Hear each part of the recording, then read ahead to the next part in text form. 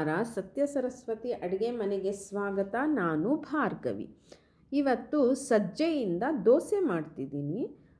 ಅದಕ್ಕೆ ಏನೇನು ಬೇಕು ಅಂತಂದರೆ, 1 ಲೋಟ ಸಜ್ಜೆ ಹಿಟ್ಟು, 1 ಲೋಟ ನೀರು. ಸಜ್ಜೆ ಹಿಟ್ಟು ಎಷ್ಟು ತೊಗೊಂಡಿದ್ದೀನೋ ಅಷ್ಟೇ ನೀರು, ರುಚಿಗೆ ತಕ್ಕಷ್ಟು ಉಪ್ಪು ತೊಗೊಂಡಿದ್ದೀನಿ. ಇಲ್ಲಿ ಒಗ್ಗರಣೆಗೆ ಎಣ್ಣೆ ತೊಗೊಂಡಿದ್ದೀನಿ, ಸಾಸಿವೆ, ಜೀರಿಗೆ, ಇಂಗು, ಹಸಿಮೆಣಸಿನ್ಕಾಯಿ ಒಂದು 3 ಹೆಚ್ಚಿಟ್ಕೊಂಡಿದ್ದೀನಿ, ಕೊತ್ತಂಬರಿ ಸೊಪ್ಪು ಮತ್ತು ಶುಂಠಿ. ಇಷ್ಟು ಒಗ್ಗರಣೆಗದು. ಇಲ್ಲಿ ಹಿಟ್ಟನ್ನು ನಾನು ಒಂದು ಜಾರಲ್ಲಿ ನಾನು ಅದನ್ನು ಮಿಕ್ಸಿಗೆ ಹಾಕ್ಕೋಬೇಕು. ಆದರೆ ಅದಕ್ಕೆ ಮುಂಚೆ ಒಂದು ಪಾತ್ರೆಯಲ್ಲಿ ಆ ಹಿಟ್ಟನ್ನು ಹಾಕ್ಕೊಂಡು ಅದಕ್ಕೆ ನೀರು ಹಾಕಿ ಮಿಕ್ಸ್ ಮಾಡ್ತೀನಿ. ಅರ್ಧ ಲೋಟ ನೀರು ಹಾಕ್ತೀನಿ. ಮೊದಲು ಹಾಕಿಬಿಟ್ಟು ಅದನ್ನು ಒಂದು ಸ್ಪೂನಲ್ಲಿ ನೀಟಾಗಿ ಮಿಕ್ಸ್ ಮಾಡ್ತೀನಿ. ಮಿಕ್ಸ್ ಮಾಡಿಬಿಟ್ಟು ಮತ್ತೆ ಇನ್ನೊಂದು ಅರ್ಧ ಲೋಟ ನೀರು ಹಾಕಿ ನೀಟಾಗಿ ಮಿಕ್ಸ್ ಮಾಡ್ತೀನಿ. ಚೆನ್ನಾಗಿರುತ್ತೆ, ಈ ದೋಸೆ ಮಾಡಿದ್ರೆ ಚೆನ್ನಾಗಿರುತ್ತೆ. ಅದಕ್ಕೆ ರುಚಿಗೆ ತಕ್ಕಷ್ಟು ಉಪ್ಪು ಹಾಕ್ಕೋತೀನಿ. ಉಪ್ಪು ನೋಡ್ಕೊಂಡು ಹಾಕಬೇಕು, ತುಂಬ ಅಂದರೆ ಹಿಡಿಯಲ್ಲ ಇದು, ಸ್ವಲ್ಪನೇ ಹಾಕಬೇಕು. ಕಲ್ಲುಪ್ಪೆ ಹಾಕಿದೆ ಅದನ್ನು ಮಿಕ್ಸಿ ಜಾರಲ್ಲಿ ಹಾಕ್ಕೊಳ್ತಿದ್ದೀನಿ. ಇದನ್ನು ಒಂದು ಸರ್ತಿ ರುಬ್ಕೋಬೇಕು ನೀಟಾಗಿ. ಅದಕ್ಕೆ ಇನ್ನೊಂಚೂರು ನೀರು ಹಾಕ್ಕೊಂಡೆ ರುಬ್ಕೋಬೇಕು. ಇದನ್ನು ನೀಟಾಗಿ ರುಬ್ಕೋತೀನಿ ನಾನು, ಅಂದರೆ ರುಬ್ಬಿದ್ರೆ ನಿಮ್ಗೆ ಹದ ಚೆನ್ನಾಗಿ ಬರುತ್ತೆ. ಇವಾಗ ನೋಡಿ ಆಯಿತು. ಅದು ಆ ಪಾತ್ರೆಗೆ ಹಾಕ್ಕೋತೀನಿ ನಾನು. ಪಾತ್ರೆಗೆ ಹಾಕಿ ಅದಕ್ಕೆ ಇನ್ನೊಂದು ಸ್ವಲ್ಪ ನೀರು ಹಾಕ್ಕೊಂಡು, ಅಂದರೆ ಒಟ್ಟು 1/4 ಲೋಟ ನೀರು ಹಿಡಿಯುತ್ತೆ. ಅಂದರೆ 1 ಲೋಟ ನಿಮಗೆ ಸಜ್ಜೆ ಹಿಟ್ಟಿಗೆ 1/4 ಲೋಟ ನೀರು ಹಿಡಿಯುತ್ತೆ. ಕರೆಕ್ಟು ಅಳತೆ ಇದು. ಇವಾಗ ಅದನ್ನು ನೀಟಾಗಿ ನೋಡಿ ಈ ಅಳತೆನಲ್ಲಿ ಕಲಿಸ್ಕೋಬೇಕು. ಇವಾಗ ಇದನ್ನು ಒಂದು ಮುಚ್ಚಿಟ್ಬಿಡ್ತೀನಿ. ಮುಚ್ಚಿಟ್ಬಿಟ್ಟು ಇವಾಗ ಒಗ್ಗರಣೆ ಮಾಡ್ಕೊಳ್ತೀನಿ. ಒಂದು ಬಾಣಲೆ ಇಟ್ಕೊಂಡು ಅದಕ್ಕೆ ಒಂದು ಸ್ವಲ್ಪ ಎಣ್ಣೆ ಹಾಕ್ಕೋತೀನಿ. ಎಣ್ಣೆ ಏನು ತುಂಬ ಹಾಕಬೇಕಂತಿಲ್ಲ, ಒಗ್ಗರಣೆಗೆ ಎಷ್ಟು ಬೇಕೋ ಅಷ್ಟು ಮಾತ್ರ ಹಾಕ್ಕೋತೀನಿ. ಒಂದು ಚಿಕ್ಕ ಟೀ ಸ್ಪೂನಲ್ಲಿ 1 ಸ್ಪೂನ್ ಹಾಕ್ಕೊಂಡೆ ಅಷ್ಟೇ. ಅದು ಬಿಸಿ ಆದಮೇಲೆ ಅದಕ್ಕೆ ಸಾಸಿವೆ, ಜೀರಿಗೆ ಮತ್ತು ಇಂಗು 3 ಹಾಕ್ಕೊಳ್ತೀನಿ. ಅದು ಚಿಟಪಟ ಅಂತ ಚೆನ್ನಾಗಿ ಆಗಲಿ, ಅದು ಸಾಸಿವೆ ಚೆನ್ನಾಗಿ ಆಗಬೇಕು. ಅದಾದಮೇಲೆ ಅದು ಕಮ್ಮಿ ಉರಿನಲ್ಲೇ ಇಟ್ಕೊಂಡಿದ್ದೀನಿ. ಅದಾದಮೇಲೆ ನಾನು ಹಸಿಮೆಣಸಿನ್ಕಾಯಿ ಹಾಕ್ಕೋತೀನಿ. ಹಸಿಮೆಣಸಿನ್ಕಾಯಿ ಹಾಕ್ಕೊಂಡು ಚೆನ್ನಾಗಿ ಬಾಡಿಸ್ಬೇಕು ಅದನ್ನು.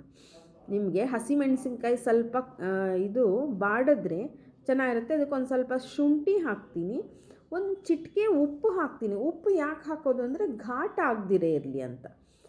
ಘಾಟ್ ಆಗೋದಿಲ್ಲ ನಿಮಗೆ. ಅಕಸ್ಮಾತ್ ಆ ಮೆಣಸಿನ್ಕಾಯಿಯು ಉಪ್ಪು ಸೇರಿದಾಗ ನಿಮಗೆ ತಿಂದ್ರೂ ಏನೂ ಅಷ್ಟು ಖಾರ ಅನಿಸಲ್ಲ. ಹಾಗಾಗಿ ಒಂಚೂರು ಉಪ್ಪು ಹಾಕಿದ್ರೆ ಒಳ್ಳೆಯದು. ಇವಾಗ ಇದು ಒಗ್ಗರಣೆ ರೆಡಿ ಆಯಿತು. ಸ್ಟವ್ ಆಫ್ ಮಾಡ್ತೀನಿ, ತಣ್ಣಗಾಗಕ್ಕೆ ಬಿಡ್ತೀನಿ ಆ ಒಗ್ಗರಣೆನ. ಇವಾಗ ತವ ಇಡ್ತಿದ್ದೀನಿ, ತವ ಬಿಸಿ ಆಗಲಿ. ಇವಾಗ ಇಲ್ಲಿ ಹಿಟ್ಟು ಎಲ್ಲ ಕಲಸಿಟ್ಕೊಂಡಿದ್ದೆ. ಇವಾಗ ಅದನ್ನು ನೀಟಾಗಿ ನೋಡಿ ಈ ಹದದಲ್ಲಿ ಆಗಬೇಕು, ಕರೆಕ್ಟು ಅಳತೆ. ಇವಾಗ ಅದು ತಣ್ಣಗಾಯಿತು ಒಗ್ಗರಣೆ ಹಾಕ್ತಿದ್ದೀನಿ.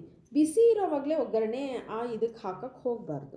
ಕೊತ್ತಂಬರಿ ಸೊಪ್ಪು ಹಾಕಿದೆ, ನೀಟಾಗಿ ಮಿಕ್ಸ್ ಮಾಡ್ತಿದ್ದೀನಿ. ಎಲ್ಲ ಮಸಾಲೆನೂ ಸೇರಿತು. ಇವಾಗ ದೋಸೆನ ಹಾಕ್ತೀನಿ. ತವ ಬಿಸಿಯಾಗಿದೆ, ಅದಕ್ಕೊಂದೇ ಒಂದು ಸ್ವಲ್ಪ ಎಣ್ಣೆ ಹಾಕ್ತೀನಿ, ಅರ್ಧ ಸ್ಪೂನ್ ಅಷ್ಟೇ. ಅದಕ್ಕೊಂಚೂರು ನೀರು ಚಿಮುಕಿಸ್ತೀನಿ, ನಿಮಗೆ ದೋಸೆ ಹಾಕಕ್ಕೆ ಚೆನ್ನಾಗಿರುತ್ತೆ. ಇವಾಗ ಅದನ್ನು ನೀಟಾಗಿ ಕಲಿಸ್ಬಿಟ್ಟು ದೋಸೆ ಹಾಕ್ತಿದ್ದೀನಿ. ಚೆನ್ನಾಗಿ ಬರುತ್ತೆ ನಿಮಗೆ. ನೋಡಿ ತೂತು ಬರುತ್ತೆ, ನಿಮಗೆ ನೀಟಾಗಿ ಏಳುತ್ತೆ. ನಾನು ಕಬ್ಬಿಣದ ತವನೇ ಇಟ್ಕೊಂಡಿದ್ದೀನಿ, ನಾನು ನಾನ್ ಸ್ಟಿಕ್ ಏನು ಉಪಯೋಗಿಸಲ್ಲ, ಕಬ್ಬಿಣದ. ನೋಡಿ ಇವಾಗ ಇದನ್ನು ಮುಚ್ಚಿಟ್ಟು ಅದನ್ನು ತೆಗೆದು ನೋಡಿ ನೀಟಾಗಿ ಆಗಿದೆ. ಇವಾಗ ತೆಗೆದ್ರೆ ನೀಟಾಗಿ ಅದು ದೋಸೆ ತುಂಬ ಚೆನ್ನಾಗಿ ಬರುತ್ತೆ. ನೋಡಿ ಎಷ್ಟೋ ಜನ ಸಜ್ಜೆ ಅಂತಂದರೆ ನಿಮಗೆ ತುಂಬ ಗಟ್ಟಿ ತಿನ್ನೋಕ್ಕೆ ಕಷ್ಟ ಆಗುತ್ತೆ, ಹಾಗೆ ಹೀಗೆ ಅಂತ ಎಲ್ಲ ಹೇಳ್ತಾರೆ. ಇವಾಗ ಇದನ್ನು ನಾವು ಈ ಥರ ದೋಸೆನೂ ಮಾಡ್ಕೊಂಡು ತಿನ್ನಬಹುದು, ತುಂಬ ಚೆನ್ನಾಗಿರುತ್ತೆ. ನೋಡಿ ಆಯಿತು, ದೋಸೆ ರೆಡಿ ಆಯಿತು, ನೀಟಾಗಿ ಬರುತ್ತೆ. ಅಂದರೆ ನಿಮ್ಗೆ ತುಂಬ ಜೋರು ಉರಿನೂ ಮಾಡ್ಕೋಬಾರ್ದು, ಕಮ್ಮಿ ಉರಿನಲ್ಲೇ ನಿಮಗೆ ಆ ಥರ ತೆಗಿಬೇಕು. ನೋಡ್ತಿದ್ದೀರಲ್ಲ, ತುಂಬ ಚೆನ್ನಾಗಿ ಹಗೂರವಾಗಿರುತ್ತೆ, ನಿಮಗೆ ಗರಿ ಗರಿನೂ ಮಾಡ್ಕೋಬೋದು. ಇವಾಗ ನಾನು ಚಟ್ನಿ ಪುಡಿ ಇದು ಮಾಡಿದ್ದೀನಿ, ಅದಕ್ಕೆ ಒಂದು ಸ್ವಲ್ಪ ಮೊಸರು ಹಾಕ್ಕೊಂಡು ತಿನ್ಬೋದು. ನಿಮಗೇನು ಇಲ್ದಿರೇನು ನಿಮ್ಗೆ ಆ ದೋಸೆ ಚೆನ್ನಾಗಿರುತ್ತೆ, ಯಾಕೆಂದರೆ ಎಲ್ಲ ಮಸಾಲೆ ಹಾಕಿದ್ದೀವಲ್ಲ, ಹಾಗಾಗಿ ತುಂಬ ಚೆನ್ನಾಗಿರುತ್ತೆ. ಆದ್ರೂ ಅದಕ್ಕೆ ನಾನೊಂದು ಸ್ವಲ್ಪ ಮೊಸರು ಚಟ್ನಿ ಪುಡಿ ಹಾಕ್ಕೊಂಡು ಹಾಕ್ಕೊಂಡಿದ್ದೀನಿ.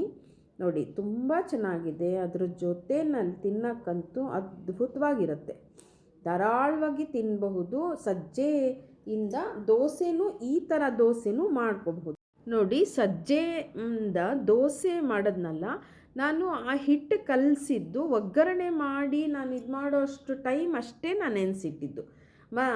ತುಂಬ ಹೊತ್ತು ನೆನೆಸಿಡೋ ಅವಶ್ಯಕತೆ ಇಲ್ಲ, ಈಸಿಯಾಗಿ ಮಾಡ್ಕೋಬಹುದು. ಮತ್ತು ಇದು ಬಿ ಕಾಂಪ್ಲೆಕ್ಸ್ ಇರುತ್ತೆ ಮತ್ತು ರಿಚ್ ಐರನ್ನು, ಹಾಗಾಗಿ ಸೊಂಟ ನೋವಿಗೆ ಮತ್ತು ಮೂಳೆ ನೋವುಗಳಿಗೆ ಸಜ್ಜೆ ತಿಂದರೆ ತುಂಬ ಒಳ್ಳೆಯದು ಅಂತಾರೆ. ನಿಮ್ಮನೆಯಲ್ಲೂ ಈ ಥರ ಚಳಿಗಾಲದಲ್ಲಿ ಮಾಡಿಕೊಂಡು ತಿಂದು ನಿಮ್ಗೆ ಹೇಗೆ ಅನ್ನಿಸ್ತು ಅಂತ ತಿಳಿಸಿ. ನನ್ನ ಚಾನಲ್ ಸಬ್ಸ್ಕ್ರೈಬ್ ಮಾಡಿ, ಶೇರ್ ಮಾಡಿ, ಸಪೋರ್ಟ್ ಮಾಡಿ. Thank you.